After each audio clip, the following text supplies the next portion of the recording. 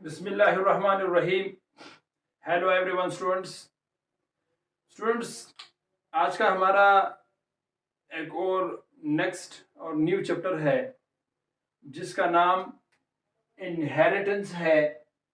इन inheritance पर आज हम बात करेंगे। इससे पहले हमने breathing and exchange of chapter के ऊपर जो है कंप्लीटली जो लेक्चर है वो मैंने अपलोड कर ली है। तो आप सब कमांडो से रिक्वेस्ट है कि आप सब जो है वो सेकेंड ईयर की breathing and exchange of gases, जिसको हम रिस्पायरेशन भी कहते हैं, वो सारे वीडियोस वॉच करें। इंशाल्लाह उससे आप लोगों का बहुत सारे जो एमसीक्यूज वगैरह है वो उसमें क्लियर हो जाएंगे। आज हम बात करेंगे एक और चैप्टर पे जिसका नाम है इनहेरिटेंस। तो इस इनहेरिटेंस में हम जेनेटिक्स के ऊपर बात करेंगे, हम मेंडल के ऊपर बात करेंगे, ग्रेगर मेंडल के ऊपर बात करेंगे। और ग्रेगर मेंडल के जो लॉज है, 3 लॉज जो है जो उसने बनाए थे, लॉ ऑफ सेग्रीगेशन हो गया, लॉ ऑफ इंडिपेंडेंट असॉर्टमेंट हो गया, लॉ ऑफ डोमिनेंस हो गया। ठीक है, इसी के साथ साथ इस चैप्टर में हम मुख्तलिफ जेनेटिक्स जो जो इम्पोर्टेंट टर्म्स इस्तेमाल होते हैं, जैसे जीन्स हो गए, अलील हो गए, मोनोहाइब्रिड हो गया, डाई हाइब्रिड हो गया, इन तमाम जो इम्पोर्टेंट टर्म्स है, और जैसे पिनेट स्क्वायर हो गया, ठीक है, ये सारी चीज़ें, फिलील वगैरह, ये सारी इन सब चीज़ों पर इंशाल्लाह हम इसमें बात करेंगे।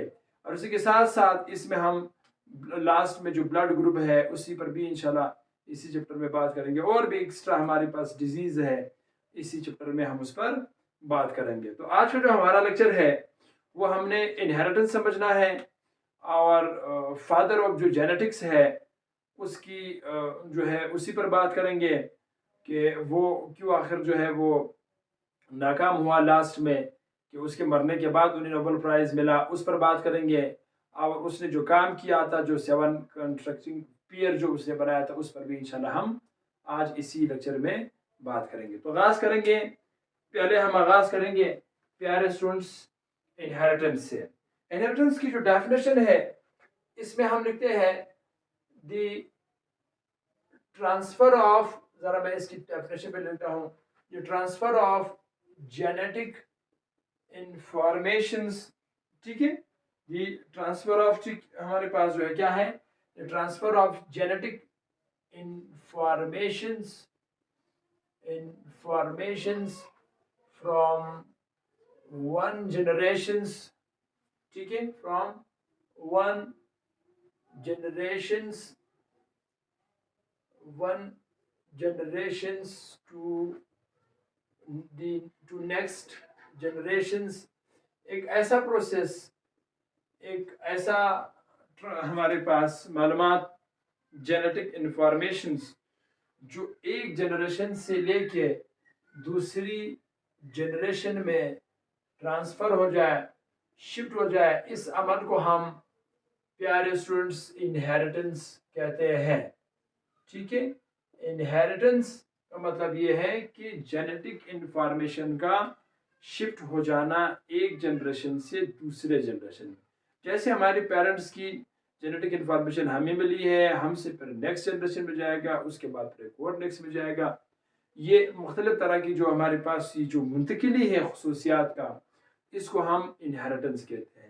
लफ्ज़ इनहेरिटेंस जो है ये हमारे पास हेरिडिटी से निकला है, यानी विरासत, जिसको हम कहते हैं, विरासत से मुराद मिरास, जो बेसिकली जो हमारे पास है, ठीक है, उसको कहते हैं। अब इसमें पहले हम बात करेंगे जेनेटिक्स के ऊपर कि जेनेटिक्स है क्या। देखिए, जो जेनेटिक्स है इसमें हम लिखते हैं the study of gene. Genetics में हम लिखते हैं to study about genes, genes के बारे में स्टडी करना, ठीक है, to study about genes and their role in inheritance.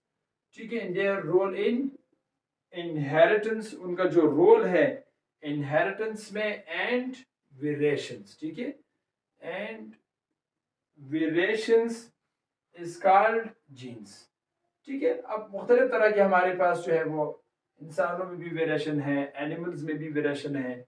तो इसमें हमने लिखा है जीन्स के बारे में पढ़ना और उस जीन का जो रोल है, जो किरदार है इनहेरिटेंस में, और जो जिससे वेरिएशन काज होती है, तो इसको हम जो है वो जेनेटिक्स कहते हैं। ठीक है, इस कॉल्ड एज ए जीन्स नहीं बल्कि जेनेटिक्स लिखो। ठीक है, that is called as a genetics.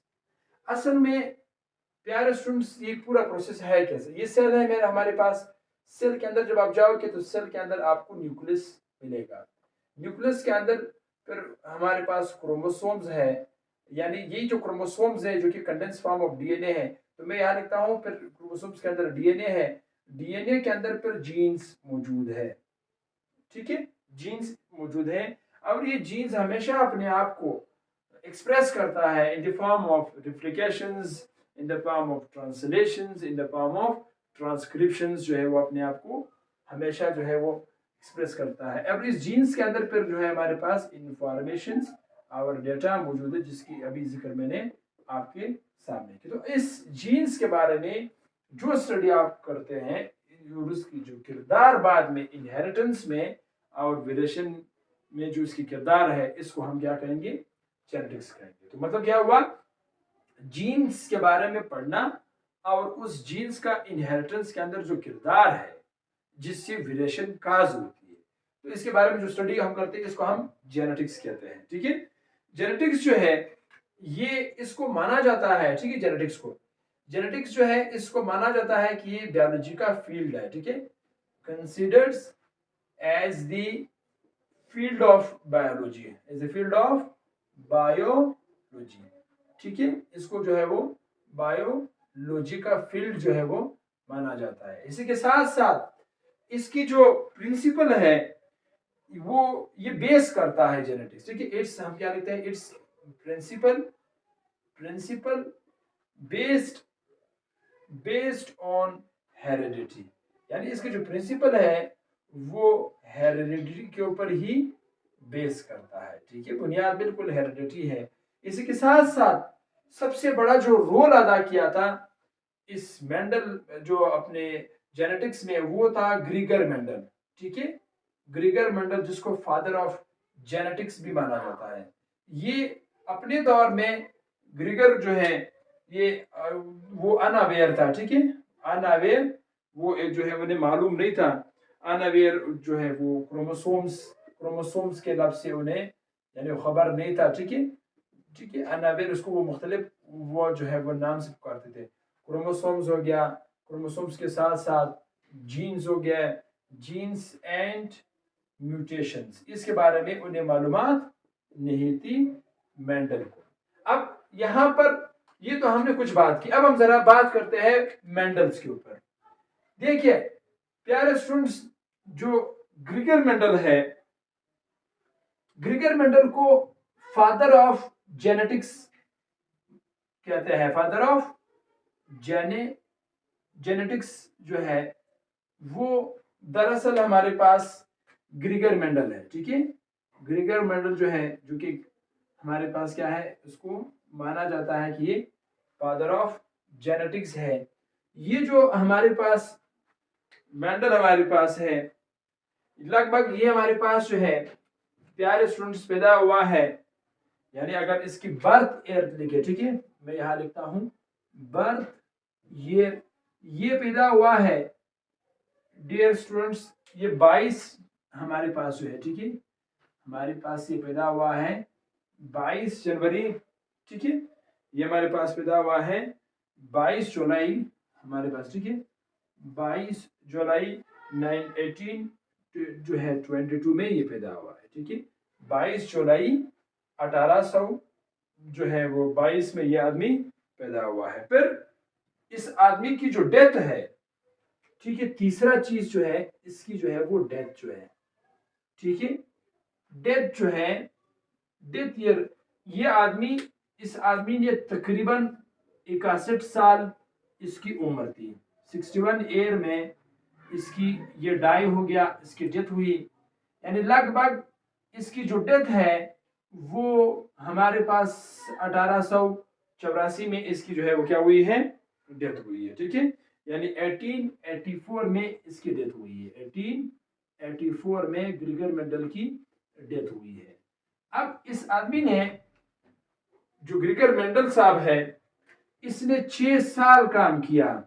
6 year जो है इसने जो है वो पिज्म सटाइवम के ऊपर जो है इस आदमी ने जो है वो क्या किया, काम किया। ठीक है, 6 years इसने क्या किया, वर्क ऑन पिज्म सटाइवम। इस आदमी ने पिज्म सटाइवम जो मटर का पौधा है, इस मटर के पौधे पे, जिसमें ये साथ में यहां लिखता हूं पी प्लांट्स, इस आदमी ने मटर के पौधे पे 6 साल मुस्तकिल काम किया। तो यहां पर, अब यहां पर पैदा कब हुआ है, 22 जुलाई 1884 में पैदा हुआ। फिर 6 साल इसने मटर के पौधे पे काम किया। उसके बाद इस आदमी की डेथ हुई, यानी 61 साल की उम्र में ग्रिगर मेंडल साहब की डेथ हुई। और तकरीबन इसकी डेथ तकरीबन 1884 में हुआ। 1884 के बाद, यानी कम से कम 19 साल गुजरने के बाद, ठीक है, या सॉरी 1900 में, यानी इसकी जो पीरियड ऑफ डेथ है, मैं यहाँ पे नंबर 4 लिखता हूं, पीरियड ऑफ डेथ, यानी इसकी डेथ के बाद, यानी हमारे पास जैसे ये आदमी मरा, इस आदमी के मरने के 16 साल बाद, ठीक है, मैं यहां लिखता हूं आफ्टर 16 years, 16 साल के बाद, इन 1900, ठीक है, 1900 में हमारे पास क्या हुआ, यानी 1900 में 3 साइंटिस्ट ने इसके काम पर वर्क किया। ठीक है, 3 scientist rediscover the work of Gregor Mendel's. ठीक है, ग्रिगर मेंडल, यानी जो पीरियड ऑफ 16 साल बाद जो है 3 साइंटिस्ट थे जिन्होंने मेंडल के काम को रीडिस्कवर किया। अब वो 3 साइंटिस्ट ने जब उसकी मेंडल का काम थॉरली स्टडी किया तो उन्हें ये चीज देखने को मिला कि जो काम उसने किया था, जो एग्जैक्ट वैल्यू उसने निकाले थे, जो लॉज उसने बनाए थे, वो बिल्कुल एग्जैक्ट थे। तो 1900 में जो है हमारे पास, फिर उन्हें 1900 के बाद जो है वो 1900 में उसको जो है फिर वो नोबेल प्राइज भी मिला। अब यहाँ पर नोबेल प्राइज उन्हें मिला 1900 में, हालांकि 16 साल इसकी डेथ की हो चुकी थी। अब वो 3 जो साइंटिस्ट थे जिन्होंने इस मेंडल के काम को रीडिस्कवर किया, 3 साइंटिस्ट जिन्होंने मेंडल के काम को दोबारा से चेक किया, 3 साइंटिस्ट जिन्होंने रीडिस्कवर किया। ठीक है, डिस्कवर मेंडल वर्क। ठीक है, मेंडल वर्क। अच्छा, वो 3 जो साइंटिस्ट थे, एक साइंटिस्ट था जिसका नाम, प्यारे स्टूडेंट्स, यूगो डी वेरस उसका नाम था। ठीक है, एक का नाम था यूगो डी वेरस उसका नाम था। ठीक है, वीगो डी वेरस नाम था, जो कि हॉलैंड का बाशिंदा था। ठीक है, डी वेरस इसका नाम था। ये आदमी, ये जो साइंटिस्ट था, ये हॉलैंड का बाशिंदा था। ठीक है, हॉलैंड एक मुल्क है, हॉलैंड के हमारे पास बाशिंदा था, हॉलैंड का एक साइंटिस्ट था। और ऑलरेडी जो है हॉलैंड कुछ कंट्री के जो है पिक्चर ऑलरेडी मैंने स्क्रीन पर दी है। एक और साइंटिस्ट था जिसका नाम था हमारे पास कोरस, उसका नाम था। ठीक है, कोरस साइंटिस्ट, दूसरा था कोरस साइंटिस्ट। जो कोरस साइंटिस्ट था, ये प्यारे स्टूडेंट्स, ये जर्मन था। ठीक है, जर्मनी का था। ये हमारे पास जो है वो जर्मन साइंटिस्ट था, जो कि जर्मनी से इसका ताल्लुक था। एक तीसरा हमारे पास था साइंटिस्ट था जिसका नाम टी शीमार्क उसका नाम था। ठीक है, जिसका नाम क्या था प्यारे स्टूडेंट्स, टी शीमार्क इसका नाम था। टी शीमार्क साइंटिस्ट। इस टी शीमार्क साइंटिस्ट ने, डियर स्टूडेंट्स, क्या किया, ये हमारे पास ऑस्ट्रिया का रहने वाला था। ठीक है, ऑस्ट्रिया मुल्क का ये रहने वाला था। इन तीनों साइंटिस्ट ने मिल के मेंडल की काम को रीडिस्कवर किया। अब मेंडल ने ऐसे क्या काम किया था जो कि बाद में 1900 में उन्हें जो है वो नोबेल प्राइज मिला। उससे पहले उन्हें उनकी अपनी उम्र में क्यों नहीं मिला, जिस टाइम उसने ये 6 साल काम किया, उसकी डेथ से पहले उन्हें क्यों नहीं सराहा गया, जरा इस पर भी बात करते हैं। देखिए, जो मेंडल था, अवल मसला तो इसका यह था कि Mendel was not a good teacher and he was not botanist. वो एक मैथमेटिशियन था, उसको स्टेट के ऊपर भी उबूर था। मैं जरा इन चीजों पर बात करता हूँ, ठीक है। शाबाश, नोट करें, इसको नोट कर लिया, वेरी गुड। अब मैं जरा आगे जाता हूँ। यहाँ पे प्यारे स्टूडेंट्स, जो मेंडल है, इसकी जो बेड लक है, उस बेड लक पर भी जरा हम बात करेंगे कि आखिरकार इसके काम को क्यों नहीं सराहा गया, क्यों इतनी बेड लक उसकी लाइफ में आई कि मरने के बाद ही उन्हें नोबेल प्राइज मिला। पहली बात हुई, Mendel was not a biologist. मैं कुछ बातें मेंडल के हवाले से लिखता हूं।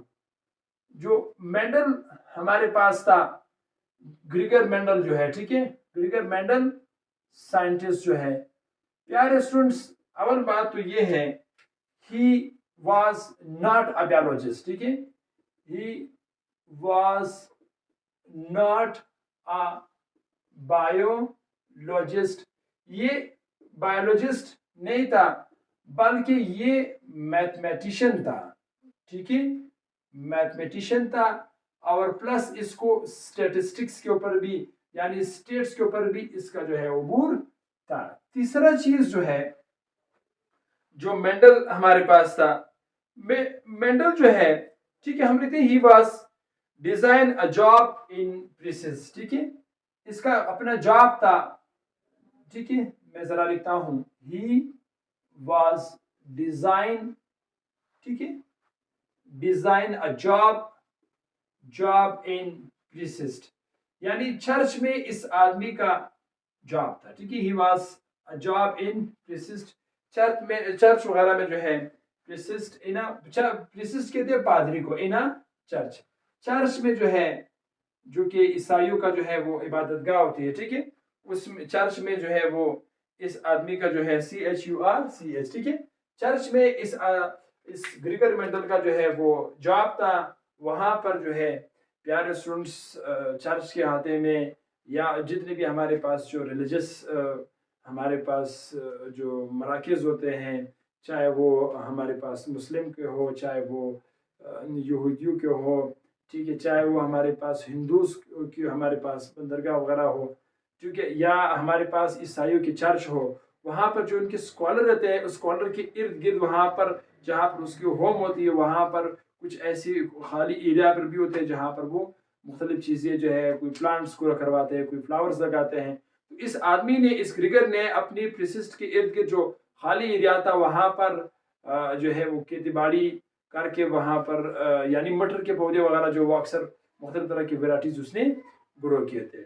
अब यहाँ पर जो है, क्योंकि उनको स्टेट्स पर और मैथमेटिशियन था, तो स्टेट पर भी उसका काफ़ी उबूर था, तो इसलिए जो खुद बायोलॉजिस्ट नहीं था, तो जो हमारे पास जो बायोलॉजिस्ट है, उन्होंने इनके काम को तरजीह नहीं दिया। नंबर 1। नंबर 2, जो हमारे पास जो नंबर 3 हमारे पास जो बेड लक था, ठीक है, वो ये था कि जिस टाइम इस आदमी ने काम किया, इस ग्रीगर मेंडल ने काम किया, तो उस टाइम डार्विन का एक बुक आया था, ठीक है, डार्विन का एक बुक आया था, उस बुक का नाम था द ओरिजिन ऑफ स्पीशीज, ठीक है, उस बुक का नाम था द ओरिजिन ऑफ स्पीशीज, एक बुक आया था। अच्छा, ये जो बुक हमारे पास था, इस बुक में उन दिनों में ये बुक आया था जिन दिनों में ग्रीगर मेंडल साहब अपनी सामान लेके कभी इस यहाँ पे जाओ जमा करवाओ, कभी वहाँ जाके जमा करवाओ।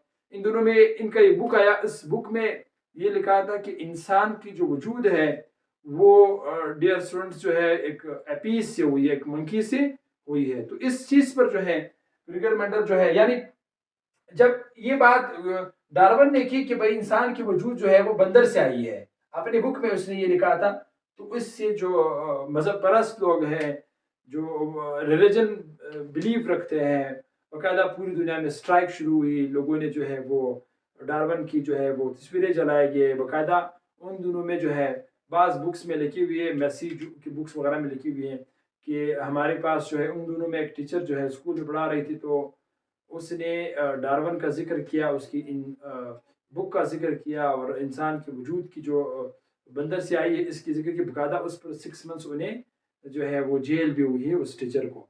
तो इन दिनों में ऐसे दिनों में जहाँ पे स्ट्राइक चल रही थी, तब ये डार्विन अपना सामान लेके कि यहाँ जमा कराओ वहाँ जमा कराओ, तो इसलिए बायोलॉजिस्ट ने उन्हें कोई ख़ास तरजीह नहीं दिया।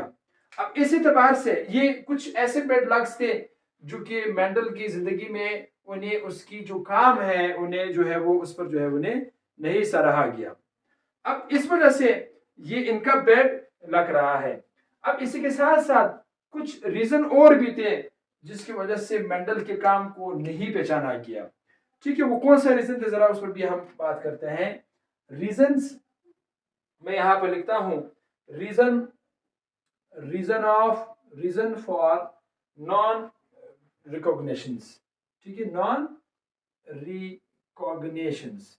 ठीक है, रीजन फॉर नॉन रिकॉग्निशंस। ठीक है, मैं यहाँ पे जरा लिख लूँ रिकॉग्निशंस। ये जो इनके काम की पहचान जो नहीं हुई वो कौन सी रीजंस थी।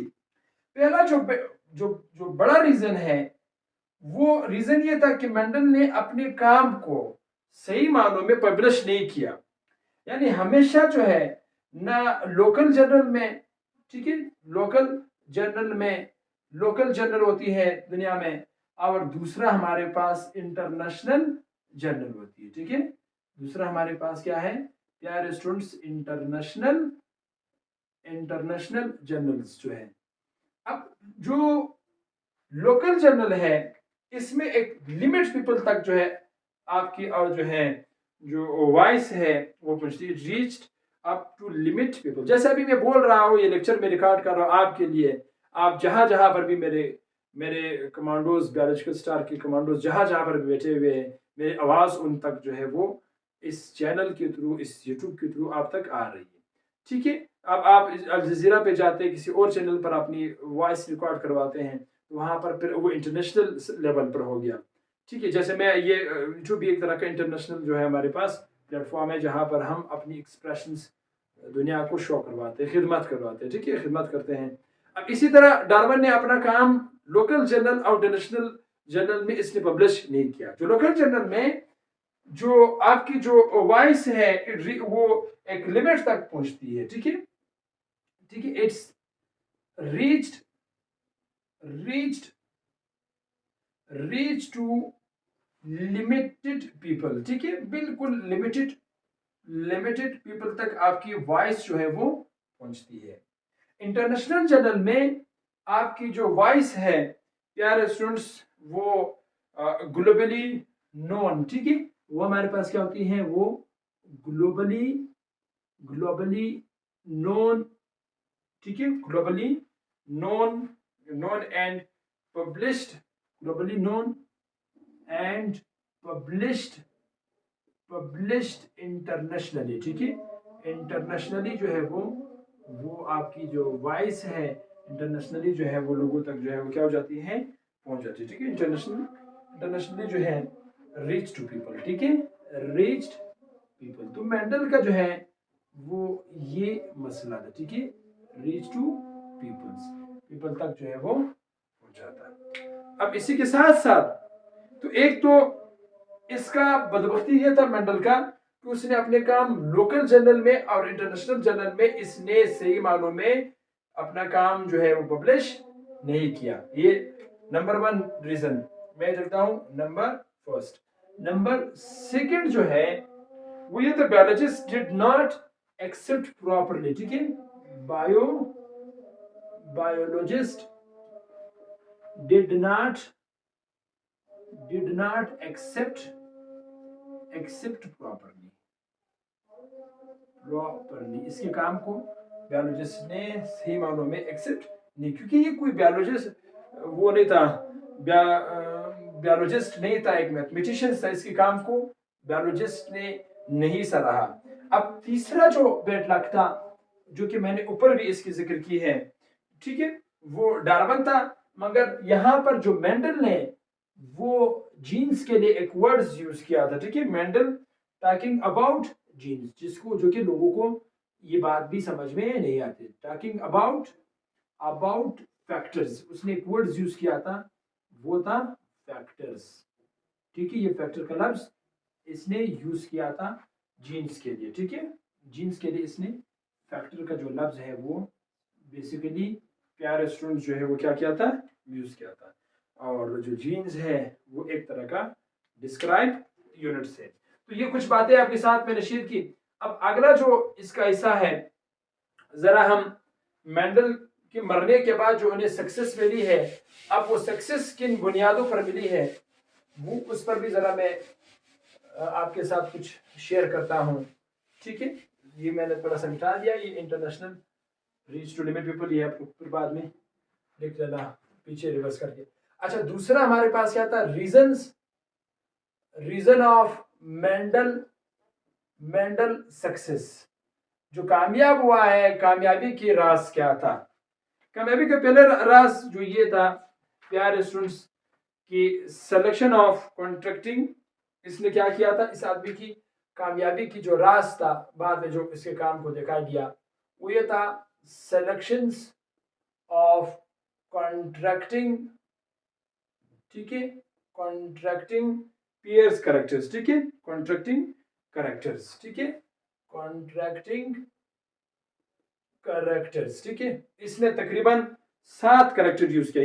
ही सेलेक्ट 7 कॉन्ट्रैक्टिंग, इस आदमी ने ही मटर की जो है उसने 7 मुख्तलिफ वेराइटी सेलेक्ट कर दी, ठीक है। ही सेलेक्टेड 7 कॉन्ट्रैक्टिंग, ठीक है, कॉन्ट्रैक्टिंग, ठीक है, कॉन्ट्रैक्टिंग करेक्टर, 7 मुख्तलिफ करेक्टर इसने जो है वो सेलेक्ट किए थे प्रिज्म्स सटाइवम के, ठीक है। प्रिज्म सटाइवम के इस आदमी ने 7 मुख्तलिफ जो है वो करेक्टर्स सेलेक्ट किए। नंबर 1 तो कामयाबी का राज ये था, जो उसे सेलेक्ट किया था एक लार्ज सैंपल साइज था, ठीक है। दूसरा जो उसकी कामयाबी का राज था वो क्या था, लार्ज सैंपल साइज। तीसरी जो कामयाबी का राज था वो ये था कि उसने जो डेटा बनाया था वो बिल्कुल करेक्ट था, नाइस एंड करेक्ट एनालिसिस। तीसरा क्या था प्यारे students, nice and correct analysis, ठीक है, nice and correct analysis. Number चौथी चीज जो इसने काम किया है वो ये है, no use of linkage genes, ठीक है। नंबर 4 क्या है, no use of linkage gene, इसने कोई भी लिंकेज जीन का इस्तेमाल नहीं किया, ठीक है। अगले एपिसोड में हम इस बात पर भी बात करेंगे कि आखिर मेंडल ने मटर के पौधे का ही इंतखाब क्यों किया, क्या दुनिया में कोई और प्लांट्स कम थे, इस पर भी हम बात करेंगे। और वो जो 7 कॉन्ट्रैक्टिंग पेयर्स जो है वो कौन कौन से है उस पर भी हम बात करेंगे। तो बढ़ते रहे, हमारे साथ जुड़ के रहे और हर लेक्चर को जो है तफसील के साथ देखा करें। खुश रहे और अपने आस पास जो लोग हैं उनको भी खुश रखें। अल्लाह आपको अपने हिफ्ज़ व अमान में रखे। All the best.